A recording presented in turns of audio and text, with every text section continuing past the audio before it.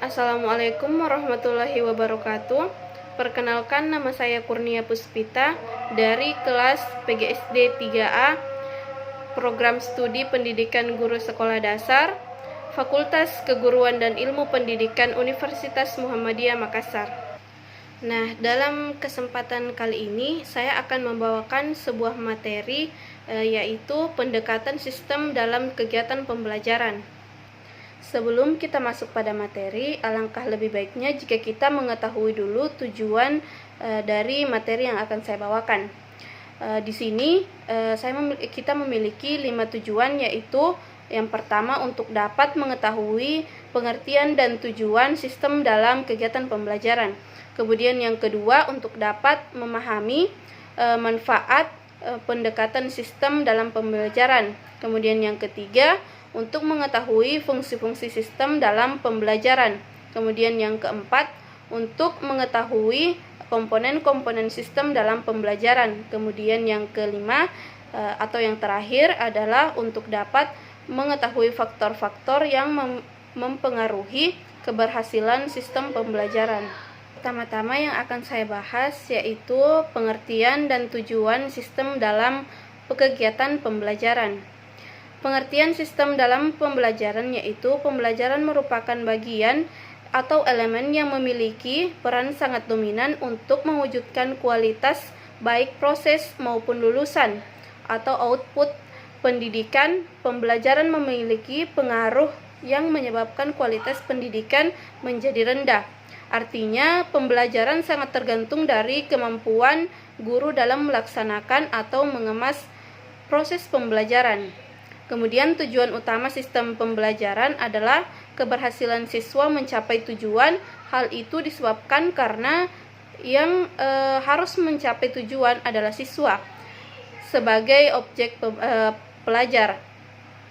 Kemudian guru merupakan komponen yang menentukan dalam keberhasilan suatu sistem pembelajaran karena guru merupakan orang yang secara langsung berhadapan dengan siswa.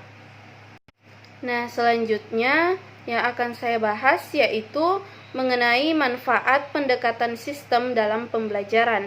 Di sini manfaat pendekatan dalam sistem pembelajaran ada 4, yaitu yang pertama, dengan pendekatan sistem, arah dan tujuan pembelajaran dapat direncanakan dengan jelas. Dengan tujuan yang jelas, maka kita dapat menetapkan arah dan sasaran dengan pasti. Kemudian yang kedua, pendekatan sistem menuntut guru pada kegiatan yang sistematis. Kemudian yang ketiga, pendekatan sistem dapat merancang pembelajaran dengan mengoptimalkan segala potensi dan sumber daya yang tersedia. Kemudian yang empat, pendekatan sistem dapat memberikan umpan balik. Melalui umpan balik dalam pendekatan sistem dapat diketahui apakah tujuan telah berhasil dicapai atau belum. Baik, kemudian yang akan saya bahas selanjutnya yaitu fungsi-fungsi sistem dalam pembelajaran. Pada hakikatnya, sistem perencanaan pengajaran secara umum mempunyai 2 fungsi pokok, yaitu yang pertama, dengan adanya perencanaan, maka pelaksanaan pengajaran akan menjadi baik dan efektif. Maksudnya adalah karena perencanaan atau persiapan tersebut, maka seorang guru dapat memberikan pengetahuan yang baik karena ia dapat menghadapi situasi di kelas dengan tegas dan mantap secara fleksibel. Kemudian yang kedua, dengan membuat perencanaan yang baik, maka seorang guru akan tumbuh dan berkembang menjadi guru profesional. Maksudnya adalah karena dalam pembuatan perencanaan yang baik, maka seorang guru yang baik adalah berkat pertumbuhan dan perkembangan dan hasil pengalaman atau pelajaran yang kontinu, walaupun faktor bakat sangat menentukan. Kemudian yang akan saya bahas yaitu mengenai komponen-komponen sistem dalam pembelajaran. Adapun komponen-komponen sistem dalam pembelajaran yaitu ada 7. Yang pertama adalah kurikulum, kemudian yang kedua adalah guru, kemudian yang ketiga adalah siswa, dan keempat adalah metode, kemudian yang kelima materi, dan keenam yaitu alat, dan ketujuh adalah evaluasi. Terakhir yang akan saya bahas yaitu mengenai faktor-faktor yang mempengaruhi keberhasilan sistem pembelajaran. Terdapat beberapa faktor yang dapat mempengaruhi kegiatan proses sistem pembelajaran. Di antaranya, yang pertama adalah faktor guru.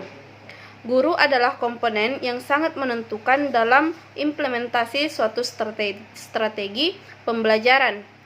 Tanpa guru, bagaimanapun bagus dan idealnya suatu strategi, maka strategi itu tidak mungkin bisa diaplikasikan. Kemudian, faktor kedua adalah faktor siswa. Siswa adalah organisme yang unik, yang berkembang sesuai dengan tahap perkembangannya. Perkembangan anak adalah perkembangan seluruh aspek kepribadiannya. Akan tetapi, tempo dan irama perkembangan masing-masing anak pada setiap aspek tidak selalu sama. Proses pembelajaran dapat dipengaruhi oleh perkembangan anak yang tidak sama itu, di samping karakteristik lain yang melekat pada diri anak.